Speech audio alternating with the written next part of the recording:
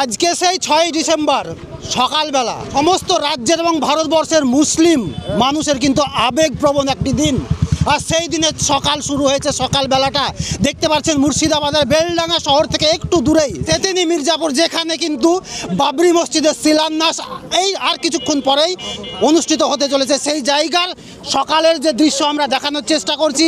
হাজার মানুষ এখনও এসে উপস্থিত হয়েছে এবং লাখো লাখো মানুষ কিন্তু রাস্তায় রয়েছে। কে কোথায় থেকে আসবে, কার কি আবেগ আছে, আজকে কিন্তু এখানে এসে সেই আবেগ প্রকাশিত হবে। আপাতত এই দেখুন গাড়িতে কিন্তু সেই শিলান্যাসের ইট চলে আসছে ট্রাক্টরে করে। কোথায় থেকে আসছে একটু দাঁড়ান আমরা জানার চেষ্টা করবো এই ইট কোথায় থেকে আসছে।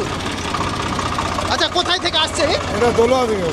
কোথায় থেকে? দোলোয়া গ্রাম। দোলোয়া গ্রাম। মানে আপনারা কি কিনে আনলেন না কেউ দান করলো? দান করেছে।